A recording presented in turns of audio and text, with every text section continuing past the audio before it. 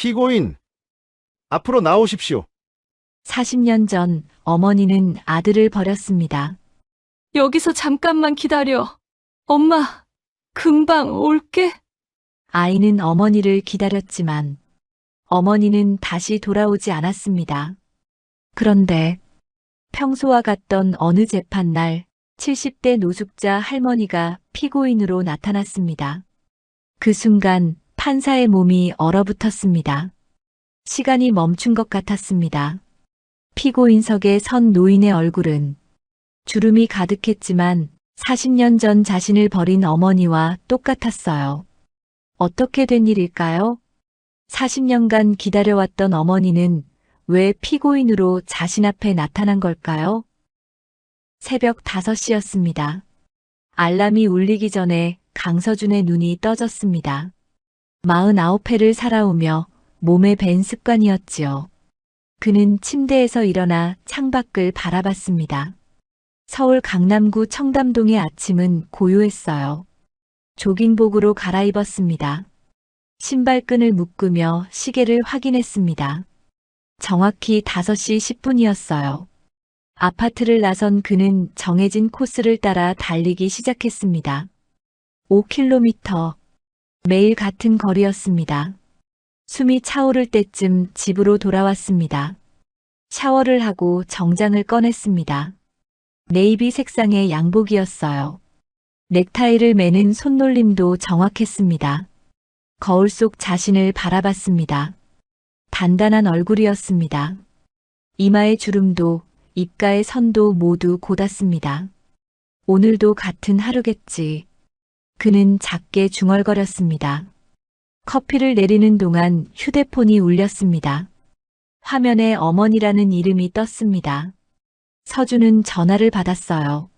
서준아, 아침은? 양어머니 강민희의 목소리였습니다. 67의 그녀는 여전히 서준의 식사를 챙겼습니다. 어머니, 법원 가는 길에 먹겠습니다. 그래도 집에서 먹어야지. 내가 미역국 끓여놨는데. 다음에 들르겠습니다. 알았어. 몸 조심하고. 짧은 통화였습니다. 서준은 늘 그랬듯 공손하지만 거리를 두었습니다. 어머니에 대한 감사는 있었지만 마음을 터놓는 일은 없었습니다. 그는 혼자 사는 것이 편했습니다. 커피를 마시고 서류 가방을 챙겼습니다.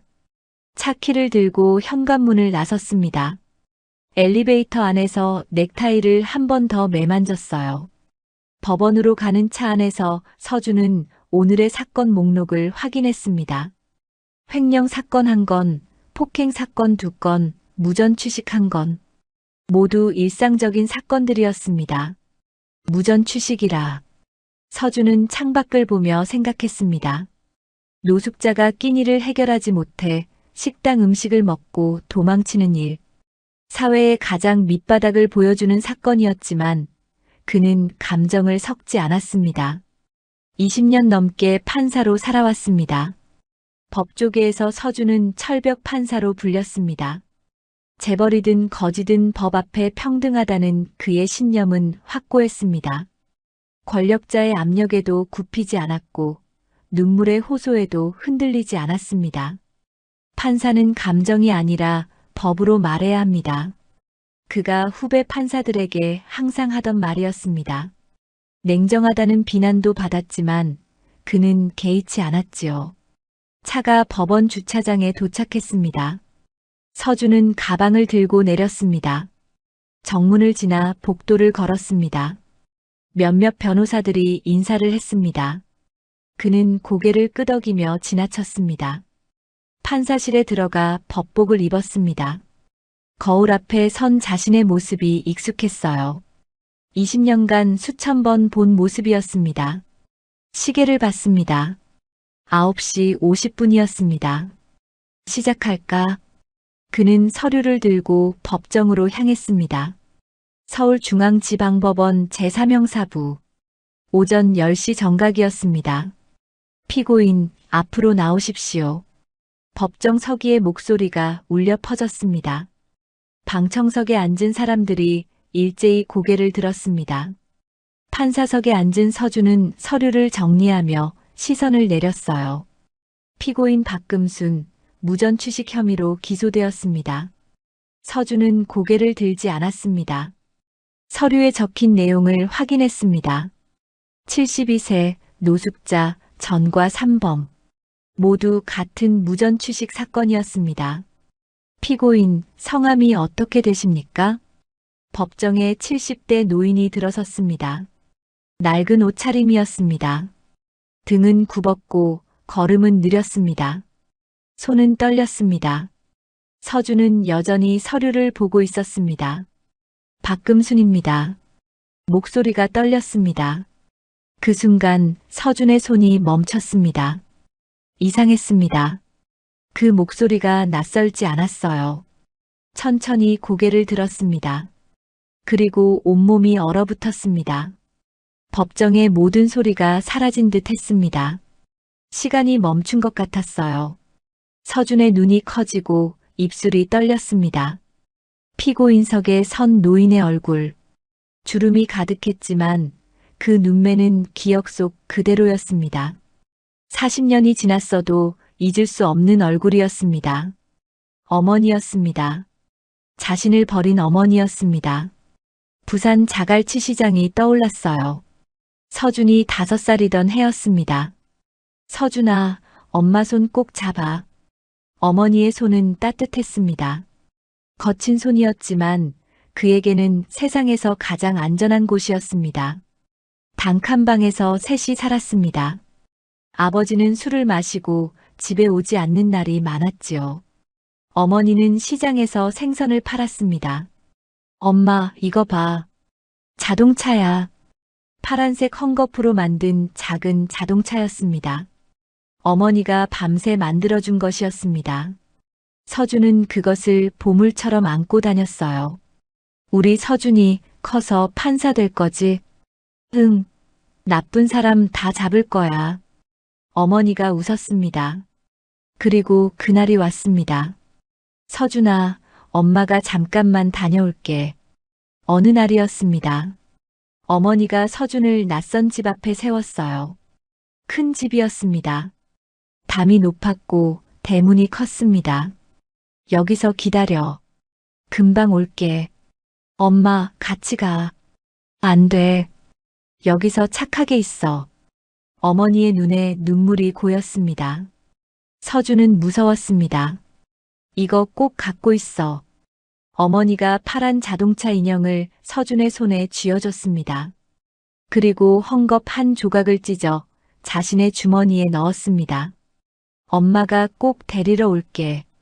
조금만 기다려. 알았지? 응.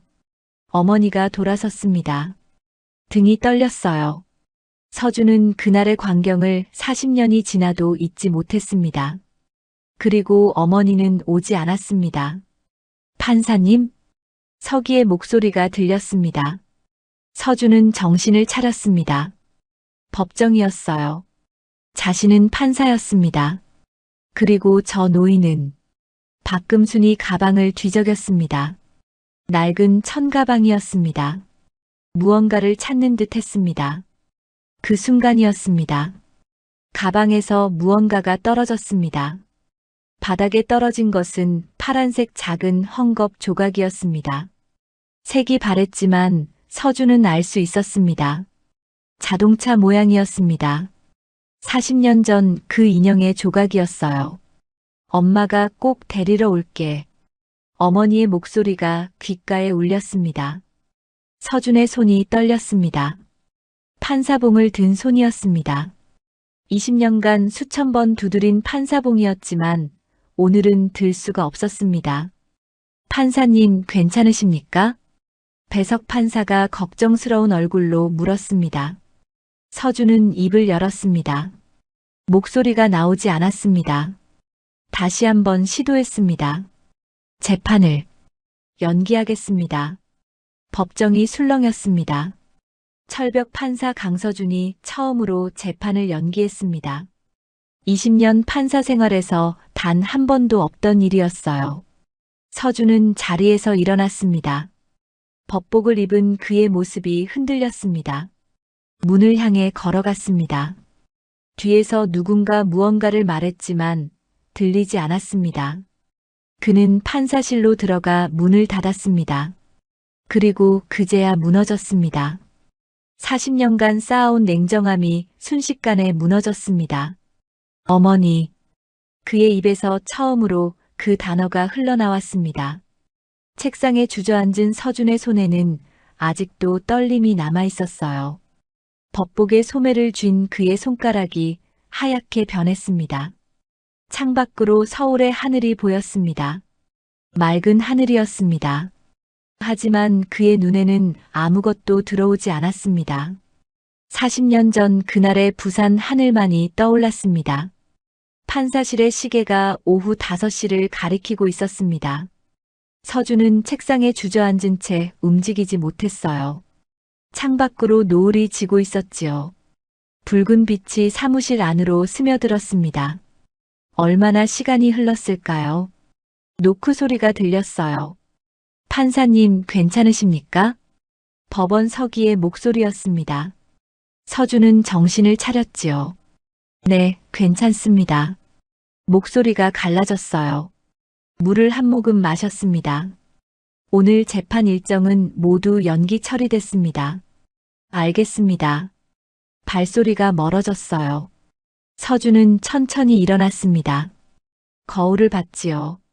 얼굴이 창백했어요. 눈가에 핏줄이 서 있었습니다. 정신 차려. 스스로에게 말했어요.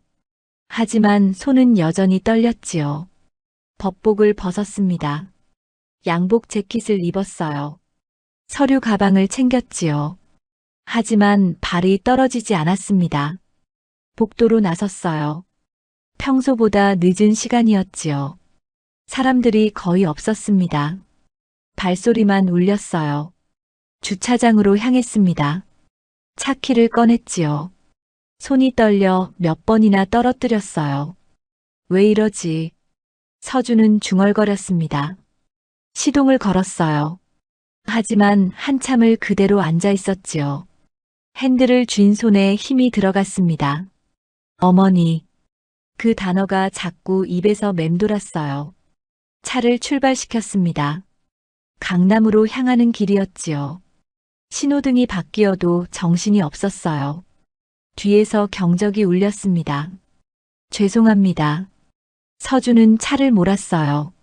하지만 머릿속은 온통 법정 아니었지요. 낡은 옷을 입은 노인, 떨리는 손, 바닥에 떨어진 파란 헝겊 조각.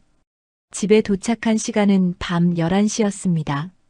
평소보다 3시간이나 늦었지요. 그 사이 어디를 갔는지 기억이 나지 않았어요. 현관문을 열고 들어섰습니다. 불을 켰지요. 온몸에 힘이 빠졌어요. 소파에 앉았습니다. 넥타이를 풀었어요. 정장 재킷을 벗었지요. 하지만 숨이 편하지 않았습니다. 40년. 서준은 중얼거렸어요.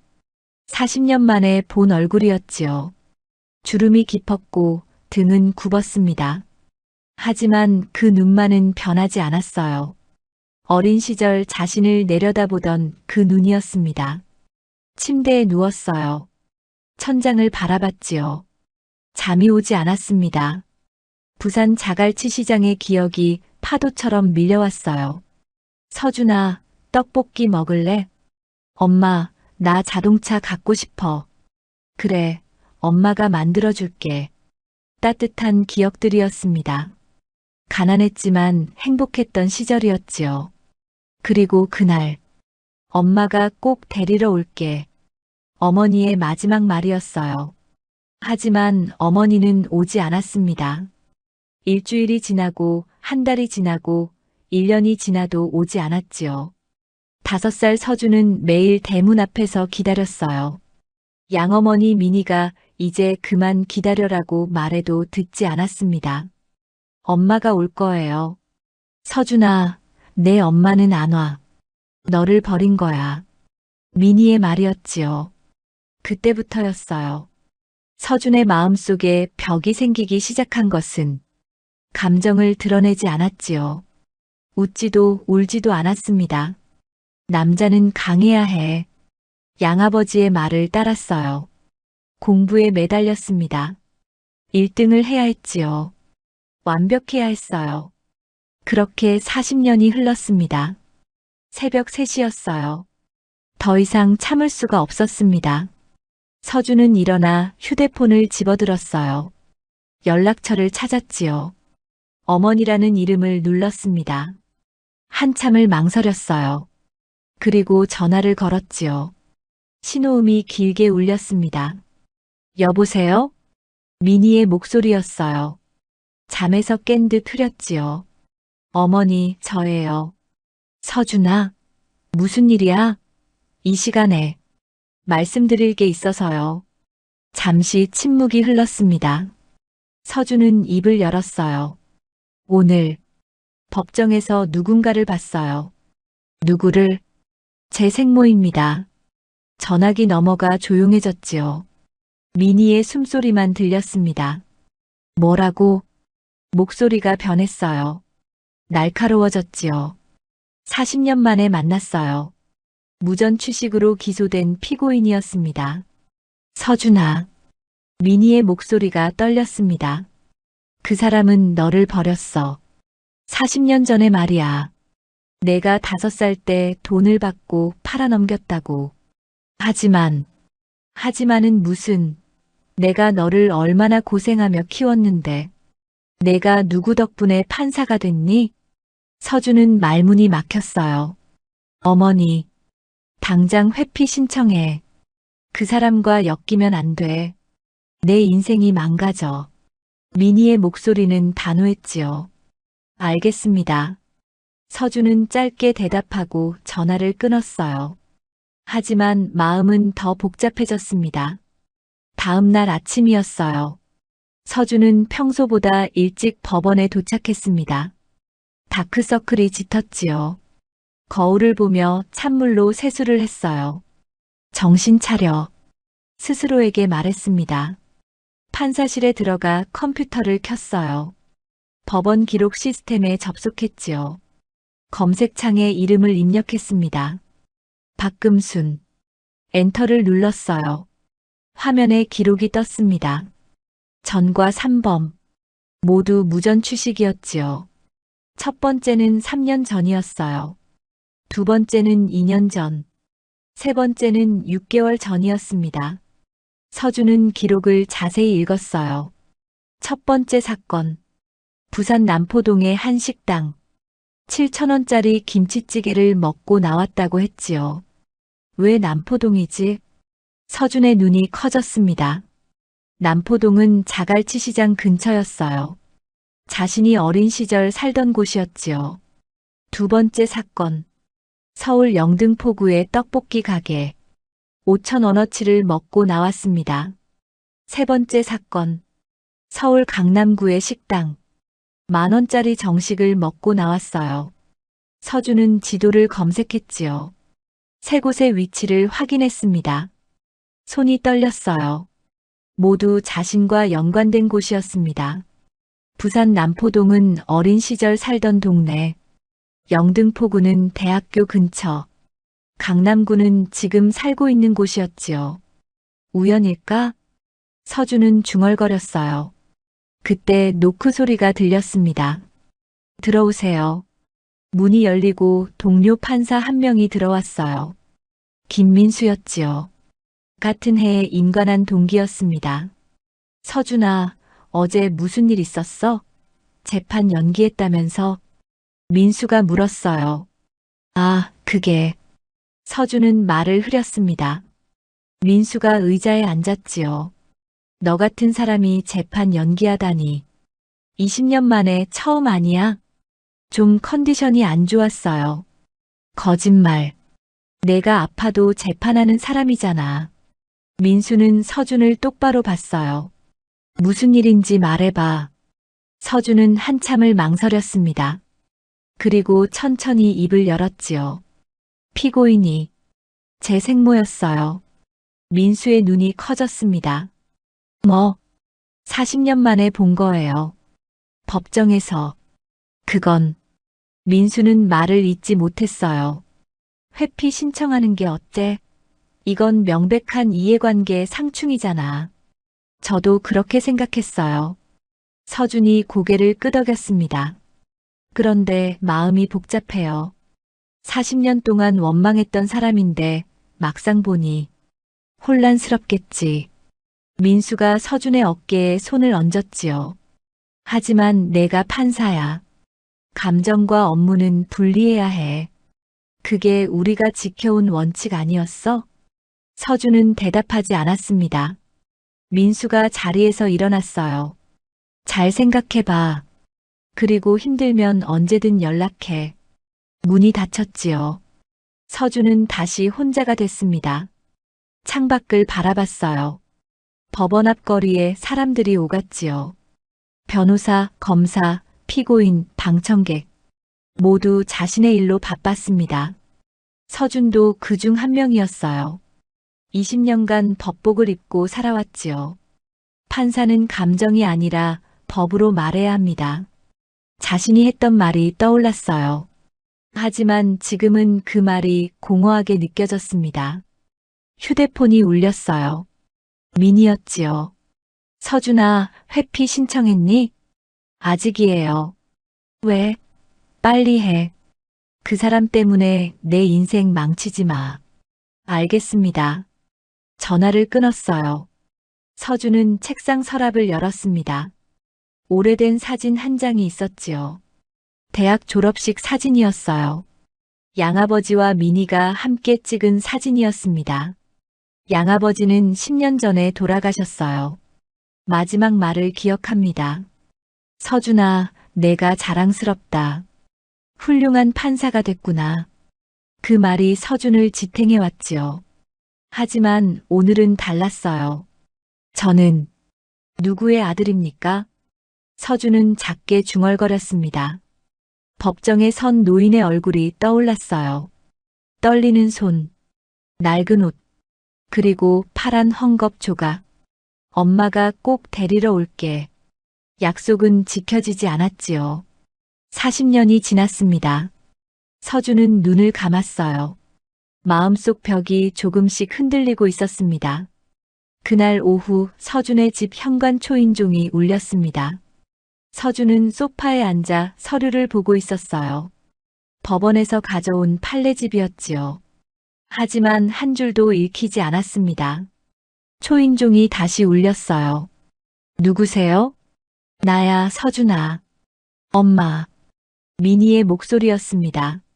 서준은 놀라 일어났어요. 어머니가 예고 없이 찾아온 것은 처음이었지요. 문을 열었습니다. 민희가 서 있었어요. 손에 큰 가방을 들고 있었지요. 얼굴이 굳어 있었습니다. 어머니, 무슨 일이세요? 들어가도 되니? 네, 들어오세요. 민희가 안으로 들어왔어요. 신발을 벗고 거실로 향했지요. 서준은 물을 따라 건넸습니다. 어머니, 왜 이렇게 갑자기? 앉아. 민희의 목소리가 차갑게 느껴졌어요. 서준은 소파에 앉았습니다. 민희는 가방을 테이블 위에 올려놓았지요. 지퍼를 열었어요. 이걸 봐. 서류 뭉치를 꺼냈습니다. 서준은 서류를 받아들었어요. 첫 장을 펼쳤지요. 양도각서. 제목이 적혀 있었습니다. 날짜는 1985년 6월 15일. 서준이 5살이던 해였어요. 본인 박금수는 아들 강서준을 금 5만 원에 강민희에게 양도함을 확인합니다. 서준의 손이 떨렸어요. 이게 무엇입니까? 내 생모가 쓴 각서야. 너를 팔아넘긴 증거지. 민희의 목소리는 단호했습니다. 서준은 각서를 자세히 봤어요. 서명이 있었지요. 박금순이라는 이름이 삐뚤빼뚤 적혀 있었습니다. 이건 믿기지 않니? 더 있어. 민희가 다른 서류를 꺼냈어요. 정신병원 입원 기록이었습니다. 1987년부터 1990년까지 3년간. 진단명은 알코올 의존증과 우울증이었어요. 내 생모는 술에 취해 사는 사람이었어. 정신병원을 들락날락했지. 서준은 말문이 막혔습니다. 민희가 계속 말했어요. 내가 얼마나 고생하며 너를 키웠는지 알아? 밤새 열나는 너를 돌보고 학원비 벌려고 일했어. 그런데 이제 와서 그 사람이 나타났다고 내가 흔들리면 어떡하니? 눈물이 흘러내렸지요. 민희의 목소리가 떨렸어요.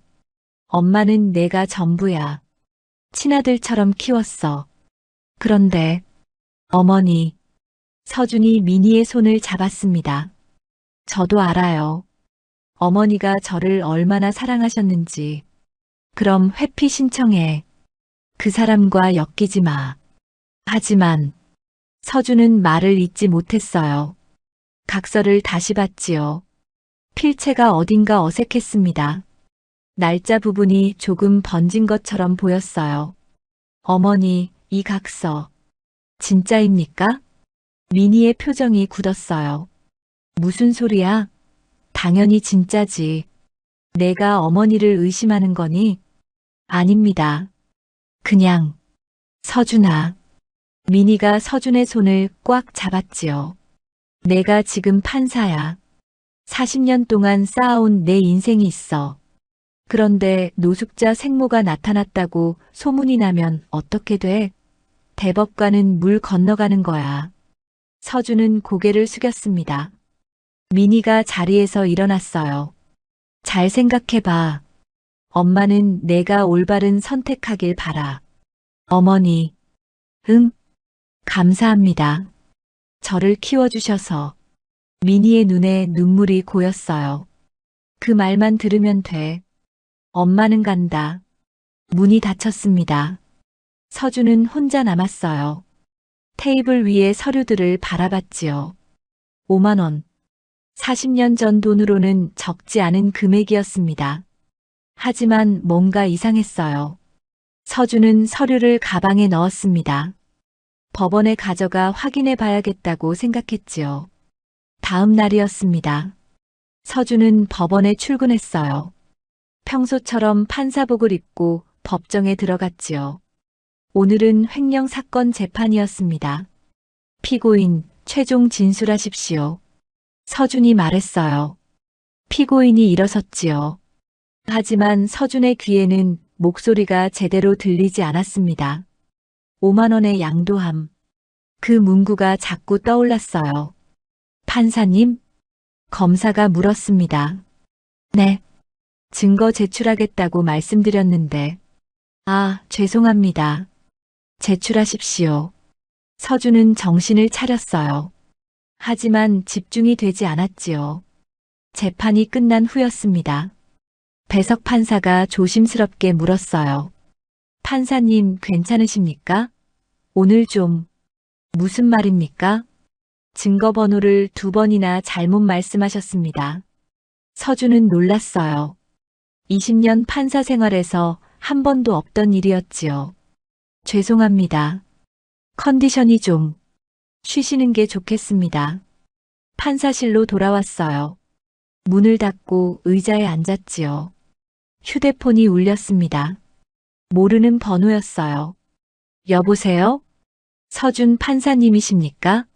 나이든 남자의 목소리였습니다. 네, 그런데 누구시죠? 저는 대법원 이철호 대법관실에서 일하는 사람입니다. 서준의 등에 식은땀이 흘렀어요. 아, 그러십니까? 판사님, 요즘 좀 힘드시다고 들었습니다. 개인적인 문제가. 무슨 말씀이신지. 노숙자 생모건 말입니다. 법조계가 좁아서 소문이 빨리 퍼지지요. 서준은 입술을 깨물었어요. 걱정해 주셔서 감사합니다. 판사님, 대법관 후보 명단에 오르려면 흠결이 없어야 합니다. 이해하시지요? 네. 잘 처리하시길 바랍니다. 전화가 끊어졌어요. 서준은 휴대폰을 내려놓았습니다. 손이 떨렸지요. 그때 또 전화가 울렸어요. 이번에는 아는 번호였습니다. 법원 선배였지요. 서준아. 예, 선배님. 자네 요즘 무슨 일 있나? 오늘 재판에서 실수했다며? 죄송합니다. 컨디션 문제가 아니야. 정신 차려. 자네 앞날이 창창한데 이상한 일로 흔들리면 안 되지. 명심하겠습니다. 전화를 끊었어요. 서준은 창밖을 바라봤습니다. 하늘이 흐렸지요. 책상 서랍을 열었어요. 미니가 준 서류들을 꺼냈습니다. 각서를 자세히 봤어요. 필체를 확인했지요. 날짜 부분을 만졌습니다. 이상한데 종이가 조금 들떴어요. 마치 나중에 덧붙인 것처럼 보였지요. 서준은 법원 감식실에 전화를 걸었습니다. 필적 감정을 의뢰하고 싶은데요. 어떤 서류입니까? 개인적인 건입니다. 비공식으로 부탁드릴 수 있을까요? 알겠습니다. 가져오십시오. 전화를 끊었어요. 서준은 서류를 가방에 넣었습니다. 하지만 마음은 복잡했지요. 만약 어머니가 거짓말을 했다면 생각하기 싫었어요. 민희는 자신을 키워준 은인이었습니다. 40년을 함께 살았지요. 하지만 진실을 알아야 했어요. 법정에 선 노인의 얼굴이 떠올랐습니다. 떨리는 손, 파란 헝겊 조각. 엄마가 꼭 데리러 올게. 그 약속은 왜 지켜지지 않았을까요? 서준은 눈을 감았어요. 마음속 벽에 금이 가고 있었습니다. 사흘이 지났습니다. 서준은 법원 감식실의 답변을 기다리고 있었어요. 하지만 결과가 나오려면 일주일은 걸린다고 했지요. 그 시간이 너무 길게 느껴졌습니다. 밤마다 잠을 이루지 못했어요. 법정에 선 노인의 얼굴이 자꾸 떠올랐지요. 떨리는 손, 낡은 옷, 그리고 파란 헝겊 조각. 직접 확인해야겠어. 서준은 결심했습니다. 목요일 오후였어요. 서준은 법원을 일찍 나왔지요. 판사복을 벗고 평상복으로 갈아입었습니다. 차를 몰고 서울 영등포구로 향했어요. 법원 기록에 적힌 주소였지요. 노숙자 임시 쉼터였습니다. 오후 4시, 쉼터 앞에 도착했어요. 낡은 건물이었습니다. 3층짜리 건물이었지요. 페인트가 벗겨진 벽이 보였어요. 서준은 차에서 내렸습니다. 한참을 망설였어요. 손이 떨렸지요. 들어가자. 중얼거리며 문을 열었습니다. 1층 사무실에 중년 여성이 앉아 있었어요. 무슨 일이세요? 저 박금순 할머니를 찾아왔는데요. 여성이 서준을 바라봤습니다. 가족분이세요? 서준은 대답하지 못했어요. 뭐라고 말해야 할지 몰랐지요. 아는 사람입니다. 할머니는 2층 휴게실에 계세요. 올라가셔도 됩니다. 감사합니다. 계단을 올랐어요. 삐걱거리는 소리가 났지요. 2층에 도착했습니다. 문을 열었어요. 휴게실은 넓었습니다. 소파 몇 개와 텔레비전이 있었어요. 창가에 노인 서너 명이 앉아 있었지요. 그리고 구석에 한 사람이 앉아 있었습니다. 박금순이었어요. 서준의 발이 멈췄습니다. 가슴이 쿵쿵거렸지요. 금순은 창밖을 보고 있었어요. 손에 뭔가를 들고 있었습니다. 파란 헝겊 조각이었지요. 서준은 천천히 다가갔습니다. 저기, 할머니. 금순이 고개를 돌렸어요. 주름 가득한 얼굴이었습니다. 눈은 흐릿했어요. 서준을 바라봤지요. 누구세요? 목소리가 떨렸습니다. 저는. 서준은 말을 잇지 못했어요. 목이 메었지요. 금순이 서준을 계속 바라봤습니다. 그리고 고개를 저었어요. 우리 서준이 아니네요. 우리 서준이는 5살이에요. 서준의 가슴이 무너졌습니다. 어머니가 자신을 알아보지 못했어요. 치매였지요. 기억이 40년 전에 멈춰 있었습니다. 할머니. 서준은 금순 옆에 앉았어요.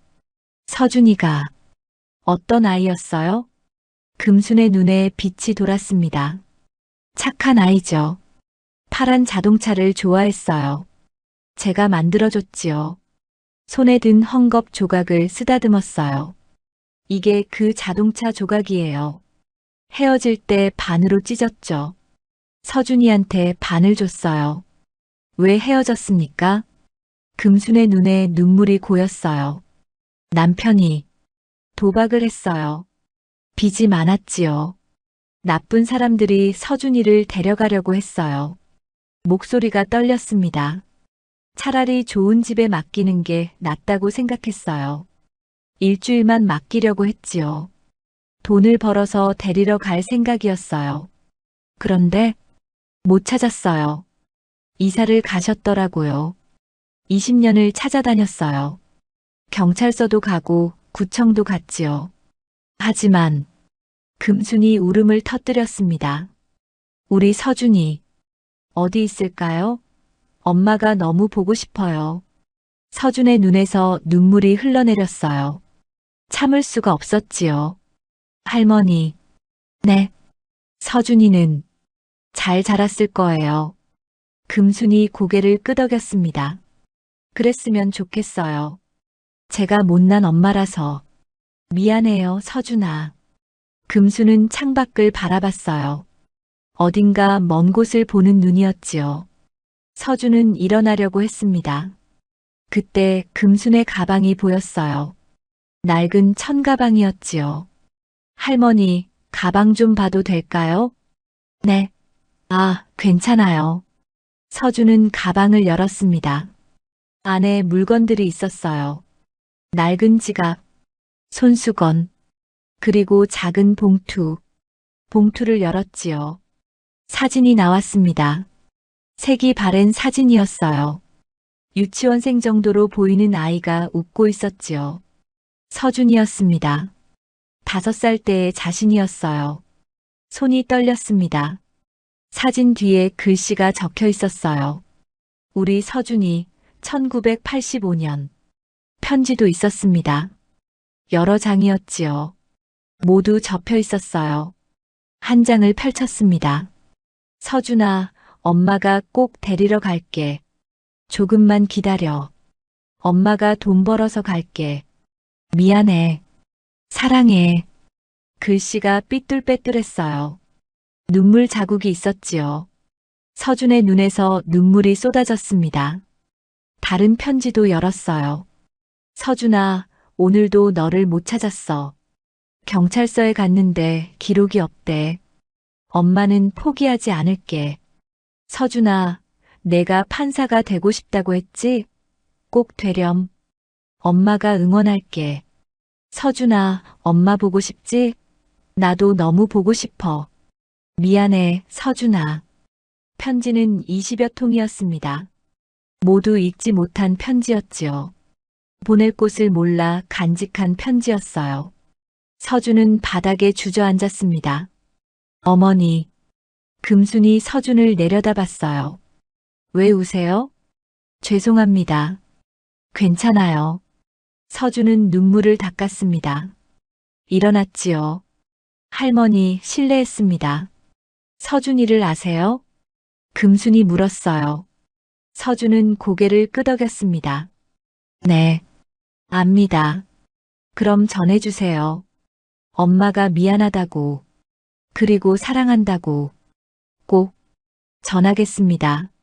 서준은 돌아섰어요. 계단을 내려갔지요. 1층 사무실에 들렀습니다. 저기요. 사회복지사가 고개를 들었어요. 박금순 할머니. 어떤 분이세요? 아, 할머니요? 3년 전에 오셨어요. 치매가 있으시죠? 매일 똑같은 말을 하세요. 무슨 말입니까? 아들 찾아야 한다고요. 서준이를 찾아야 한다고. 하루 종일 그 말만 하세요. 사회복지사가 한숨을 쉬었어요. 불쌍하세요. 가족이 없으셔서 여기 계시는데 가끔 거리를 헤매세요. 아들을 찾으러 간다고. 그래서 무전 취식을. 네. 옛날에 아들과 갔던 식당을 찾아가시는 것 같아요. 거기서 기다리시다가 서준은 고개를 숙였습니다. 감사합니다. 밖으로 나왔어요. 차에 올라탔지요. 핸들을 잡은 손이 떨렸습니다.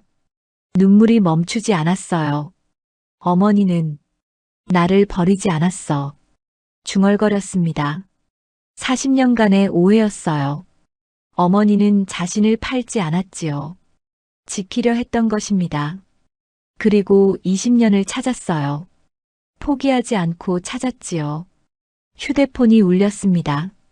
민이었어요. 서준아, 어디 있니? 밖에 나왔어요. 어디? 혹시 그 여자 만났니? 서준은 대답하지 않았습니다. 서준아, 대답해. 민희의 목소리가 날카로웠어요. 어머니, 뭐? 잠깐 생각 좀 할게요. 무슨 생각? 당장 집으로 와. 할 말이 있어. 전화가 끊어졌습니다. 서준은 시동을 걸었어요. 하지만 집으로 가고 싶지 않았지요. 어디로 가야 할지 몰랐습니다. 마음속 벽이 완전히 무너지고 있었어요. 서준은 차를 몰고 집으로 향했습니다. 하지만 마음은 무거웠어요. 쉼터에서 본 것들이 자꾸 떠올랐지요. 어머니의 편지들, 색바랜 사진, 그리고 파란 헝겊 조각. 어머니는 나를 버리지 않았어. 중얼거렸습니다. 하지만 민희는 어떻게 해야 할까요? 40년을 키워준 은인이었어요.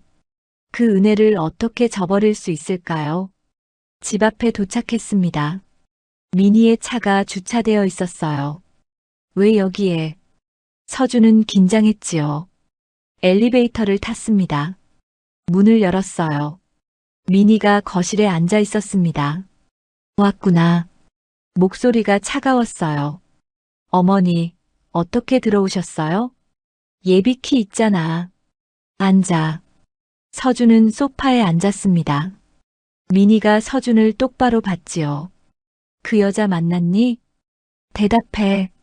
민희의 목소리가 높아졌어요. 네. 만났습니다. 내가 하지 말라고 했잖아. 민희가 소리쳤습니다. 서준은 고개를 숙였어요. 어머니, 너는 뭐? 그 여자가 불쌍해. 내가 누구 덕분에 여기까지 왔는데. 민희의 눈에 눈물이 고였지요. 내가 널 얼마나 고생하며 키웠는지 알아? 친아들처럼 키웠다고. 저도 알아요. 감사하게 생각합니다. 그럼 왜 그 여자한테 가는 거야? 너를 버린 사람인데. 서준은 입술을 깨물었습니다. 어머니는 저를 버리지 않았어요. 뭐? 저를 지키려고 했던 거예요. 편지를 받습니다. 20년을 찾으셨어요. 민희의 얼굴이 굳었어요. 편지? 그런 게 무슨 증거가 돼? 거짓말일 수도 있잖아. 아닙니다. 진짜였어요. 서준아. 민희가 서준의 손을 잡았지요. 손이 차가웠습니다. 내가 지금 판사야. 40년 동안 쌓아온 내 인생이 있어. 그 여자 때문에 모든 걸 잃을 거야. 하지만은 없어. 민희가 갑자기 가슴을 움켜쥐었어요. 어머니. 서준이 달려갔습니다. 가슴이 아파. 민희의 얼굴이 창백해졌지요. 숨을 헐떡였어요. 어머니, 괜찮으세요?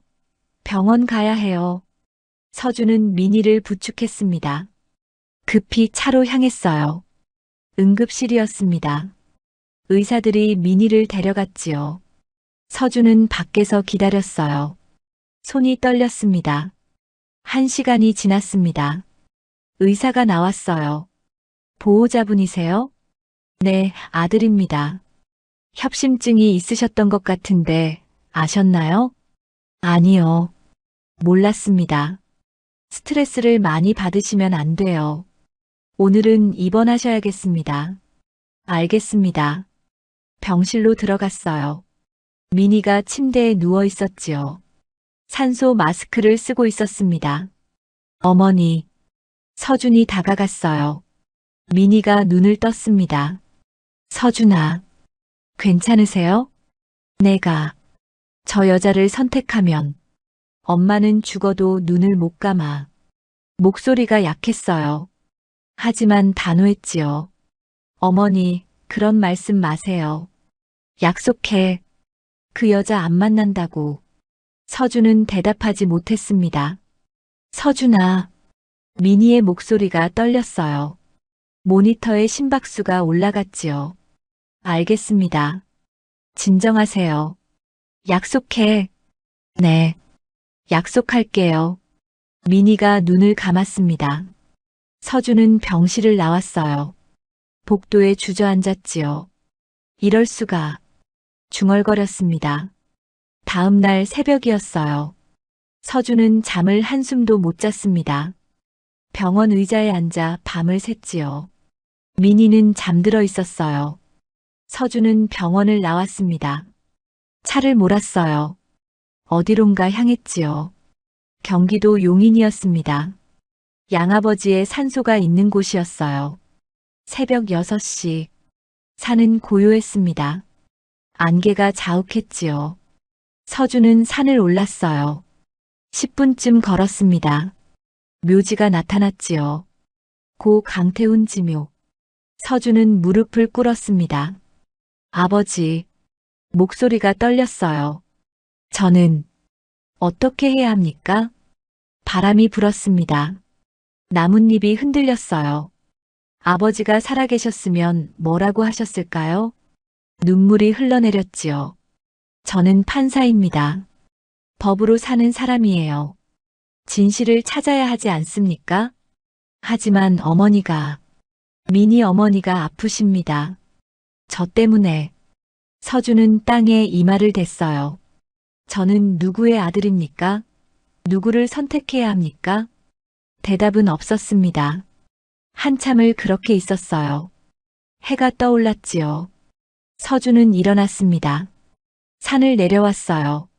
법원으로 향했습니다. 오전 9시. 판사실에 도착했어요. 책상 위에 서류가 놓여 있었습니다. 재판 일정표였지요. 박금순 사건. 이틀 후 오전 10시. 서준은 여전히 담당 판사였어요. 회피 신청을 해야 하나. 중얼거렸습니다. 노크 소리가 들렸어요. 들어오세요. 법원 선배가 들어왔습니다. 서준 판사. 예, 선배님. 자네 요즘 소문이 안 좋네. 노숙자 생모건. 죄송합니다. 언론에서도 관심을 갖기 시작했어. 철벽 판사의 스캔들이라고. 서준의 얼굴이 굳었어요. 법원장님도 걱정하고 계셔. 조심하게. 명심하겠습니다. 선배가 나갔습니다. 서준은 창밖을 봤어요. 법원 앞에 기자들이 보였지요. 카메라를 들고 있었습니다. 이럴 수가. 복도를 걸을 때였어요. 동료들이 수군거렸습니다. 저 사람 생모가 노숙자래. 재판장으로 배정됐다는데 괜찮을까? 대법관은 글렀지. 서준은 들은 척하지 않았어요. 하지만 가슴이 아팠지요. 판사실로 돌아왔습니다.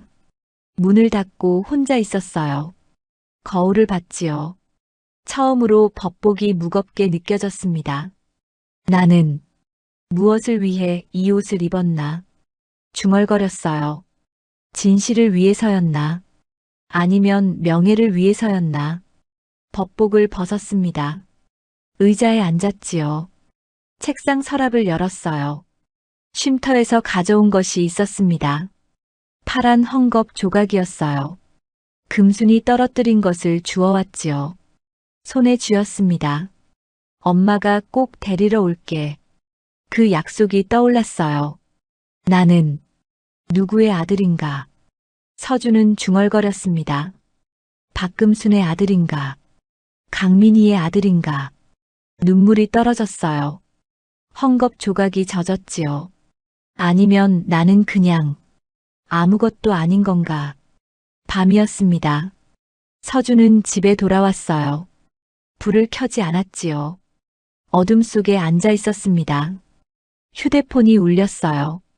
미니였지요. 받지 않았습니다. 또 울렸어요. 병원에서 걸려온 전화였습니다. 여보세요? 보호자분이세요? 어머님이 많이 불안해하세요. 오실 수 있으세요? 지금 갈게요. 전화를 끊었어요. 하지만 일어나지 못했습니다. 파란 헝겊 조각을 바라봤어요. 어떻게 해야 하지? 창밖에 비가 내리기 시작했습니다. 빗소리만 들렸어요. 서준은 그렇게 밤을 보냈습니다. 모든 것이 무너지는 것 같았어요. 40년을 쌓아온 인생이 흔들렸지요. 하지만 포기할 수 없었습니다. 진실을 알아야 했어요. 새벽이 밝아왔습니다. 서준은 결심했어요. 부산에 가야겠어. 작게 중얼거렸습니다. 진실은 40년 전 그곳에 있었습니다. 새벽 5시였습니다. 서준은 가방을 챙겼어요. 법원에 휴가 신청을 했지요. 사흘간이었습니다. 서울역으로 향했어요. 이른 시간이라 사람이 많지 않았지요. 매표소에서 표를 샀습니다. 부산행 KTX 한 장이요. 네, 출발이 6시 5분입니다. 표를 받아들고 플랫폼으로 갔어요. 기차가 서 있었지요. 정말 가는 거야. 중얼거렸습니다. 40년 만에 돌아가는 부산이었어요. 어린 시절의 기억이 있는 곳이었지요. 기차에 올랐습니다. 창가 자리에 앉았어요. 출발 신호가 울렸지요. 기차가 움직이기 시작했습니다. 서울의 불빛이 멀어져 갔어요. 서준은 창밖을 바라봤습니다. 해가 떠오르고 있었어요. 2시간 반이 지났습니다. 곧 부산역에 도착하겠습니다. 안내방송이 나왔어요. 서준은 가방을 챙겼지요. 긴장됐습니다. 손이 떨렸어요. 부산역에 내렸습니다. 바다 냄새가 났어요. 갈매기 소리가 들렸지요. 오래간만이네. 중얼거렸습니다. 택시를 탔어요. 남포동 자갈치 시장 쪽으로 가주세요. 네, 알겠습니다. 차가 출발했지요. 창밖으로 부산 거리가 지나갔어요. 많이 변했습니다. 하지만 어딘가 익숙한 느낌이었지요. 20분 후 남포동에 도착했습니다. 서준은 차에서 내렸어요. 골목을 걸었지요. 여기가 맞나? 주변을 둘러봤습니다. 기억과 달랐어요. 건물들이 새로 지어졌지요. 저기요. 지나가는 노인에게 물었습니다. 40년 전에 이 근처에 달동네가 있었는데요. 기억하세요? 노인이 고개를 끄덕였어요. 아, 거기. 10년 전에 다 헐었지. 저 위쪽 산동네였어. 지금은 뭐가 있습니까? 공원이 됐어. 올라가 보게. 감사합니다. 서준은 산을 올랐어요. 계단이 많았지요. 숨이 찼습니다. 10분쯤 걸었어요.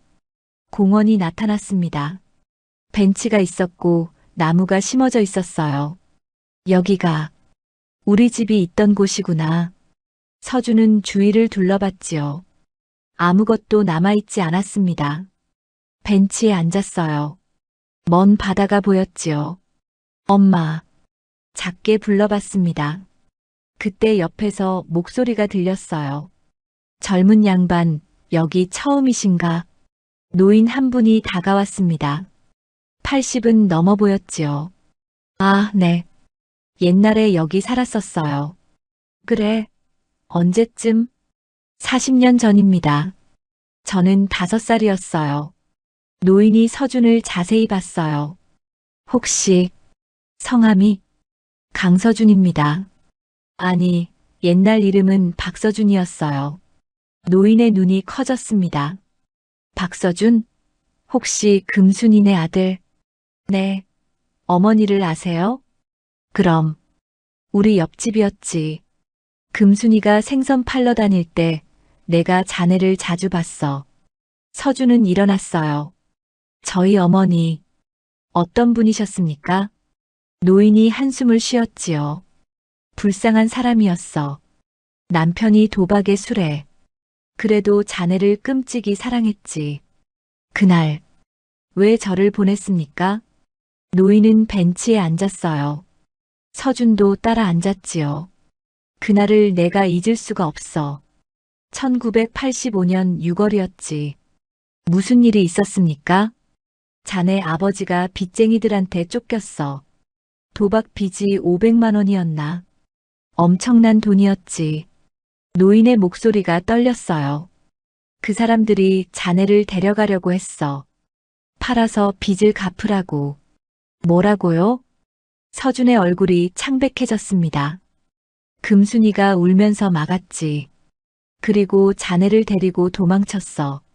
며칠 후에 돌아왔을 때 자네가 없더라고. 그래서요? 내가 물었지. 서준이는 어디 갔냐고. 금순이가 울면서 말했어. 좋은 집에 잠깐 맡겼다고. 일주일만 있으면 데려온다고. 노인이 눈물을 닦았어요.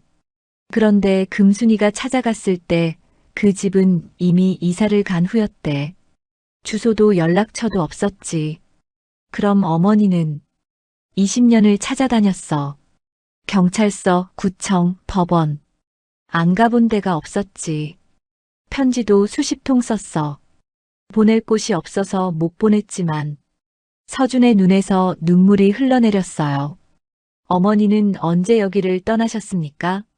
15년쯤 전인가. 정신이 좀 이상해지셨어. 치매였나 봐. 매일 서준이 이름만 부르셨지. 지금은 서울에 계세요. 그래, 찾았구만. 금순이가 얼마나 기뻐하겠어. 서준은 대답하지 못했습니다. 노인이 일어났어요. 내가 금순이 물건 좀 맡아둔 게 있어. 따라오게. 네. 혹시 자네가 올까봐 버리지 못했지. 노인의 집은 공원 아래에 있었어요. 작은 단칸방이었지요. 잠깐만. 노인이 안으로 들어갔습니다. 상자 하나를 들고 나왔어요. 이거야. 금순이가 맡기고 간 거.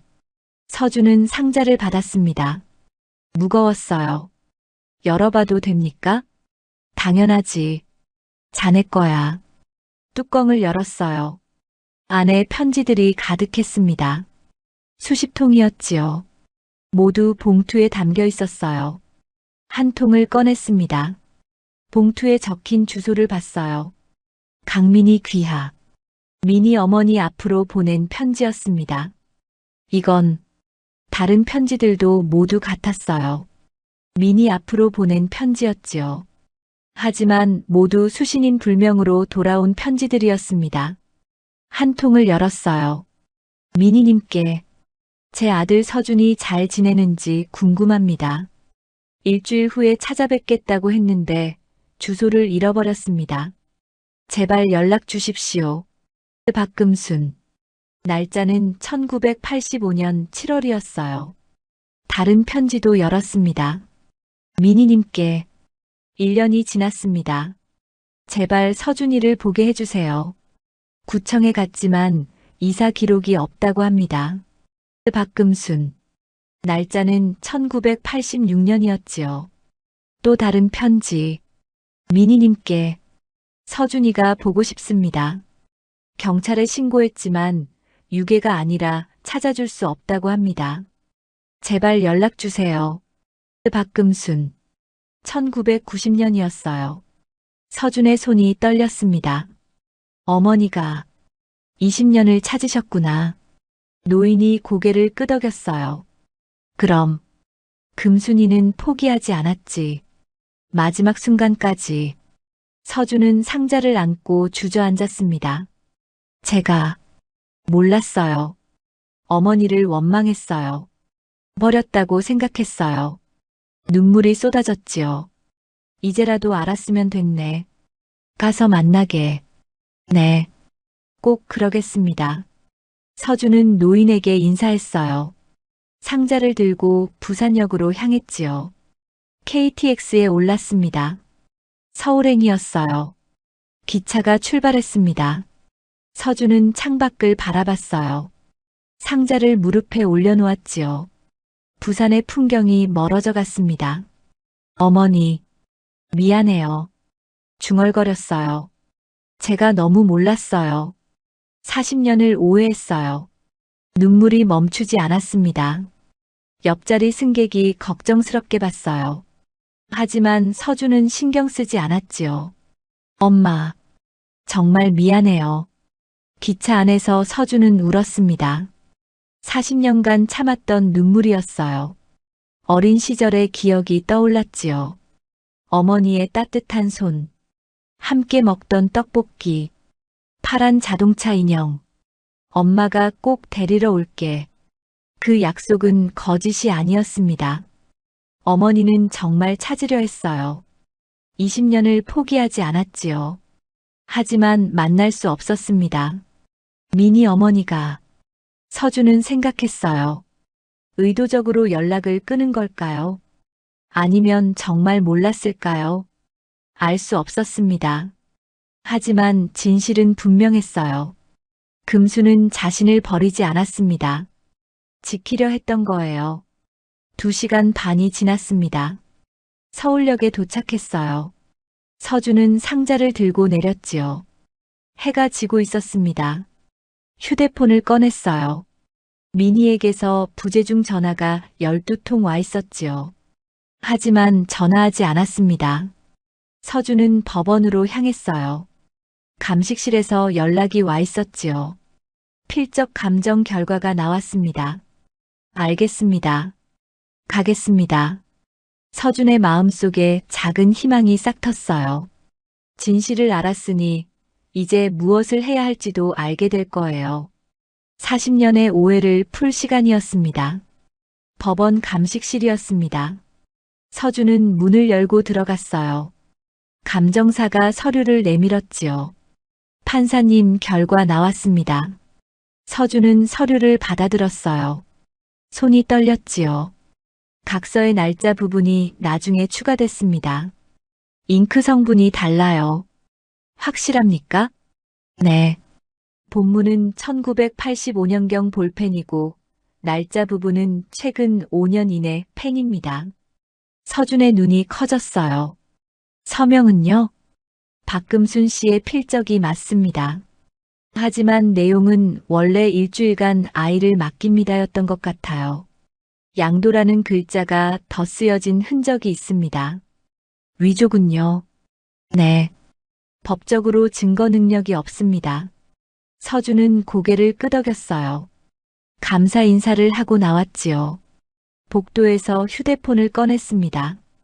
미니에게 전화를 걸었어요. 여보세요? 미니의 목소리가 들렸지요. 어머니, 저예요. 서준아, 어디 갔었니? 병원에도 안 오고. 죄송합니다. 부산에 다녀왔어요.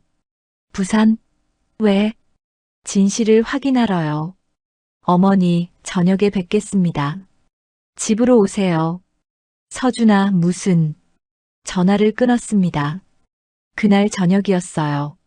서준은 집에서 미니를 기다렸지요. 6시였습니다. 초인종이 울렸어요. 문을 열었습니다. 미니가 서 있었지요. 어서 오세요. 서준아, 무슨 일이야? 표정이. 미니는 거실로 들어왔어요. 앉았지요.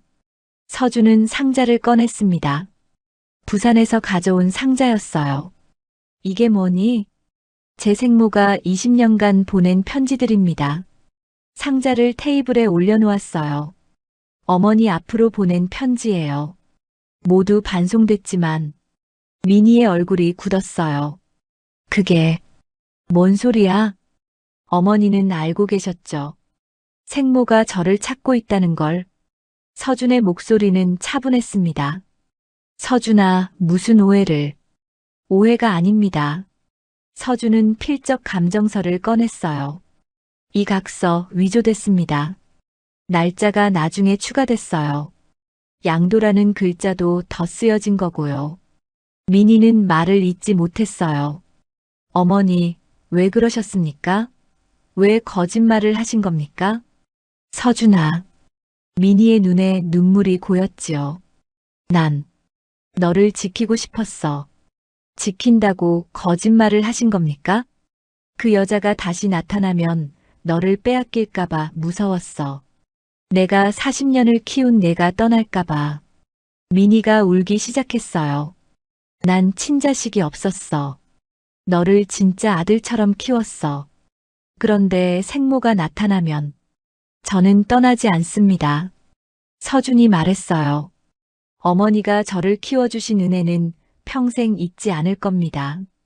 하지만 서준은 잠시 멈췄지요. 생모를 만날 권리도 있어요. 진실을 알 권리도 있고요. 서준아, 어머니, 이제 제가 어른입니다. 제 길은 제가 정하겠습니다. 민희는 고개를 숙였어요. 한참을 울었지요. 미안해. 정말 미안해. 서준은 민희의 어깨에 손을 얹었습니다. 감사했습니다, 어머니. 진심으로. 다음 날이었어요. 박금순의 재판 날이었습니다. 오전 10시였지요. 서준은 평소보다 일찍 법원에 도착했어요. 법복을 입었습니다. 거울을 봤지요. 할 수 있어.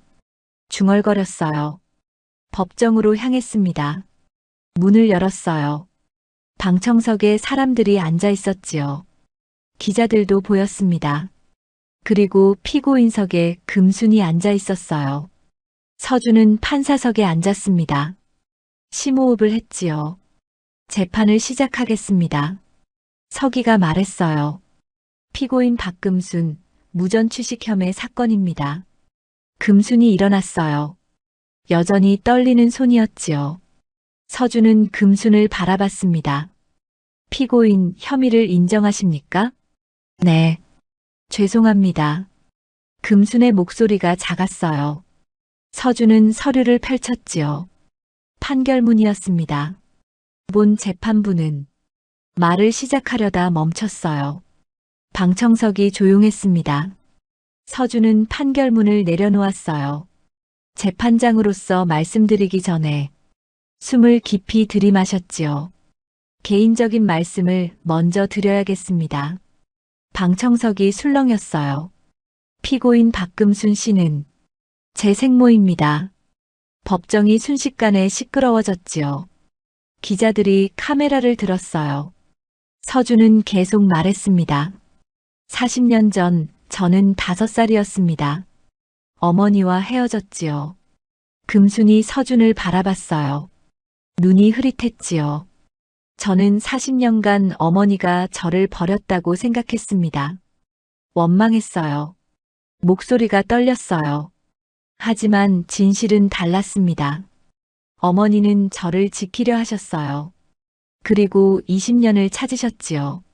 서준의 눈에서 눈물이 흘러내렸습니다. 어머니, 죄송합니다. 제가 몰랐어요. 금순이 눈을 깜빡였어요. 무언가 떠오르는 듯 했지요. 서준이 작은 목소리였습니다. 네, 엄마. 저예요. 서준이에요. 서준은 법복을 벗었어요. 판사석에서 내려왔지요. 금순에게 다가갔습니다. 엄마, 미안해요. 40년을 기다리게 해서. 금순의 손이 떨렸어요. 서준의 얼굴을 만졌지요. 우리 서준이. 정말 서준이야? 네, 엄마. 저예요. 금순이 울음을 터뜨렸습니다. 서준을 안았어요. 미안해. 엄마가 미안해. 아니에요, 엄마. 제가 미안해요. 법정은 조용해졌습니다. 모두가 그 장면을 지켜봤어요. 배석 판사가 일어났지요. 재판장님. 서준은 금순을 부축했습니다. 자리로 돌아갔어요. 본 재판부는 피고인에게 집행유예를 선고합니다. 목소리가 떨렸지요. 피고인은 단순한 범죄자가 아닙니다. 아들을 그리워한 어머니였습니다. 방청석에서 눈물을 닦는 소리가 들렸어요. 재판장으로서가 아닌 아들로서 말씀드립니다. 엄마, 사랑해요. 판사봉을 내려놓았습니다. 재판을 마치겠습니다. 법정이 박수로 가득 찼어요. 서준은 판사석을 내려왔지요. 금순에게 다가갔습니다. 엄마, 이제 집으로 가요. 우리 서준이 정말 판사가 됐구나. 네, 엄마. 엄마가 바라던 대로요. 서준은 금순의 손을 잡았어요. 법정 문을 열고 나갔습니다. 복도에는 사람들이 가득했지요. 하지만 서준은 신경 쓰지 않았어요. 어머니의 손을 꼭 잡고 걸었습니다. 40년 만에 함께 걷는 길이었어요. 밖으로 나왔지요. 햇살이 따뜻했습니다. 엄마, 파란 자동차 기억하세요? 응. 우리 서준이가 좋아했지. 같이 만들어요. 이번엔 제가 만들어 드릴게요. 금순이 웃었어요. 주름 가득한 얼굴이었지만 행복해 보였지요. 서준도 웃었습니다. 40년 만에 진짜 웃음이었어요. 멀리서 누군가 지켜보고 있었습니다. 민이었어요. 서준과 금순을 바라봤지요. 눈물을 닦았습니다. 그리고 천천히 돌아섰어요. 잘 가거라, 서준아. 작게 중얼거렸습니다. 서준은 민이를 봤어요. 손을 흔들었지요. 민이도 손을 흔들었습니다. 작별이 아니었어요. 새로운 시작이었지요. 서준은 금순을 부축하며 걸었습니다. 엄마, 배고프세요? 떡볶이 먹으러 갈까요? 우리 서준이가 좋아하던. 네, 엄마. 같이 먹어요. 두 사람은 거리를 걸어갔어요. 40년의 시간이 그렇게 이어졌습니다. 일주일이 지났습니다. 서준은 금순을 치매 전문 요양원에 모셨어요. 서울 근교의 조용한 곳이었지요. 정원이 아름다웠습니다. 엄마, 여기가 새 집이에요. 우리 서준이랑 같이 살아? 주말마다 올게요. 매주 토요일마다. 금순이 고개를 끄덕였어요. 방은 밝았습니다. 창문으로 햇살이 들어왔지요. 서준은 짐을 정리했어요. 옷을 옷장에 넣고 사진을 책상에 놓았습니다. 부산에서 가져온 사진이었어요. 5살 서준의 사진이었지요. 엄마, 이거 보세요. 제 어릴 적 사진이에요. 금순이 사진을 만졌어요. 우리 서준이 참 예뻤지. 지금도 예쁘잖아요. 그래, 우리 서준이 최고야. 두 사람은 웃었습니다. 첫 번째 토요일이었어요. 서준은 아침 일찍 요양원에 도착했지요. 가방에 뭔가를 넣고 왔습니다. 엄마, 오늘 뭐 할까요? 글쎄, 뭐 하면 좋을까? 서준은 가방을 열었어요. 파란색 천과 솜이 나왔지요. 자동차 만들어요. 엄마가 옛날에 만들어주셨던 것처럼. 금순의 눈이 반짝였습니다. 그래, 만들자. 우리 서준이 좋아했지. 두 사람은 테이블에 앉았어요. 천을 잘랐습니다. 솜을 넣었지요. 금순의 손이 떨렸어요. 하지만 열심히 바느질했습니다. 엄마, 제가 도와드릴게요. 아니야. 엄마가 할 수 있어. 1시간이 지났어요. 작은 파란 자동차가 완성됐습니다. 40년 전 그것처럼 투박했지요. 하지만 따뜻했어요. 다 됐다. 금순이 웃었습니다. 우리 서준이 선물이야. 감사해요, 엄마. 서준은 자동차를 손에 쥐었어요. 눈물이 났지요. 왜 울어? 기쁜 날인데. 그냥 좋아서요. 금순이 서준의 손을 잡았습니다. 엄마도 좋아. 우리 서준이 찾았으니까. 그날 오후였어요. 서준은 미니에게 전화를 걸었습니다. 어머니, 지금 시간 괜찮으세요? 그래, 뭔데? 찾아뵙고 싶어요. 미니의 집에 도착했어요. 문을 열고 들어갔지요. 미니가 거실에 앉아 있었습니다. 표정이 어두웠어요. 왔니? 네, 어머니. 서준은 미니 앞에 앉았어요. 두 손을 모았습니다. 어머니, 말씀드릴 게 있어요. 뭔데? 양육의 은혜는 평생 잊지 않겠습니다. 서준이 깊이 고개를 숙였어요. 40년간 저를 키워주셔서 감사합니다. 어머니가 아니었다면 제가 여기까지 올 수 없었어요. 미니의 눈에 눈물이 고였지요. 서준아. 하지만 생모도 만나야 합니다. 두 분 모두 제 어머니예요. 미니는 한참을 말이 없었어요. 그리고 고개를 끄덕였습니다. 알았어. 내가 행복하면 됐다. 어머니, 가끔 연락은 해라. 엄마가 궁금하잖아. 물론이죠. 자주 올게요. 서준은 미니를 안았어요. 미니도 서준을 꼭 안았지요. 고마웠다, 서준아. 너를 키운 건 내 인생 최고의 일이었어. 저도 감사해요, 어머니. 2달이 지났습니다. 서준은 매주 토요일마다 요양원을 찾았어요. 금순과 시간을 보냈지요. 산책도 하고 이야기도 나눴습니다. 금순의 기억은 자꾸 사라졌지만 서준은 포기하지 않았어요. 엄마, 제가 누구예요? 우리 서준이. 맞아요. 잘하셨어요. 금순이 웃었습니다. 어느 월요일이었어요. 서준은 법정에 섰습니다. 폭행 사건이었지요. 피고인은 가난한 노동자였어요. 상습적으로 임금을 체불한 사장을 때렸다고 했습니다. 피고인, 최후 진술하십시오. 죄송합니다. 하지만 제 가족이 굶고 있었습니다.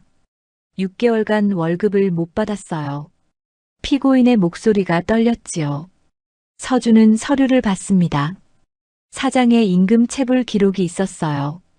본 재판부는 피고인의 처지를 이해합니다. 서준의 목소리는 따뜻했어요. 하지만 폭력은 정당화될 수 없습니다. 벌금 300만 원, 집행유예 1년을 선고합니다. 판사봉을 내렸지요. 그러나 피해자인 사장에게도 경고합니다. 임금 체불은 범죄입니다. 즉시 시정하시기 바랍니다. 법정이 술렁였어요. 재판이 끝나고 피고인이 다가왔습니다. 판사님 감사합니다. 괜찮습니다. 가족을 잘 돌보세요. 서준은 미소 지었어요. 동료 판사가 말했지요. 서준 판사, 요즘 좀 달라졌어. 뭐랄까, 따뜻해진 것 같아. 그래요? 전에는 냉정하기만 했는데, 지금은 사람 냄새가 나. 서준은 웃었습니다. 좋은 일이 생겨서요. 토요일이 다시 왔어요. 서준은 요양원으로 향했습니다. 차 안에서 라디오를 틀었지요. 노래가 흘러나왔어요. 어머니. 따라 불렀습니다. 기분이 좋았어요. 요양원에 도착했지요. 금순의 방으로 갔습니다. 문을 열었어요. 금순이 창가에 앉아 있었습니다.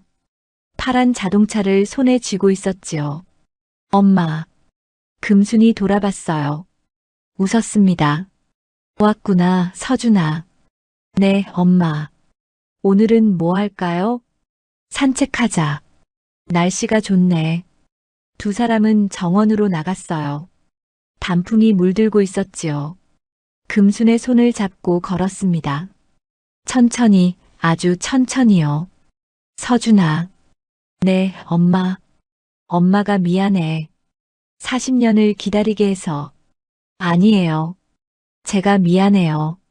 못 찾아서. 이제 됐어. 우리 함께 있잖아. 네, 엄마. 이제 제가 지킬게요. 금순이 멈춰 섰어요. 서준을 바라봤지요. 우리 서준이 정말 훌륭하게 컸구나.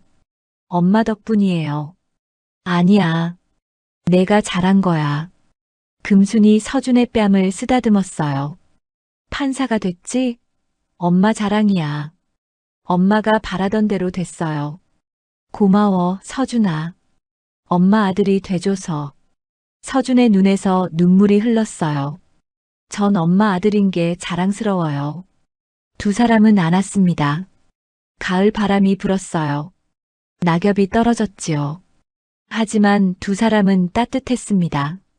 40년의 시간이 있었어요. 긴 이별이었지요. 하지만 이제 함께였습니다. 멀리서 다른 노인들이 지켜봤어요. 웃으며 바라봤지요. 저 모자 보기 좋네. 그러게. 효자야. 서준과 금수는 벤치에 앉았습니다. 엄마, 떡볶이 먹으러 갈까요? 그래, 좋지. 우리 서준이 좋아하던 거. 이번엔 제가 사줄게요. 우리 아들 다 컸네. 금순이 웃었어요. 주름 가득한 얼굴이었지만 행복해 보였지요. 서준도 웃었습니다. 진짜 웃음이었어요. 하늘은 맑았습니다. 구름이 천천히 흘러갔어요. 엄마. 응. 사랑해요. 나도 사랑해. 우리 서준이. 두 사람은 손을 잡았습니다. 과거는 아팠어요. 하지만 현재는 따뜻했지요. 그리고 미래는 희망이었습니다. 서준은 금순을 부축해 일어섰어요. 가요, 엄마. 떡볶이 먹으러.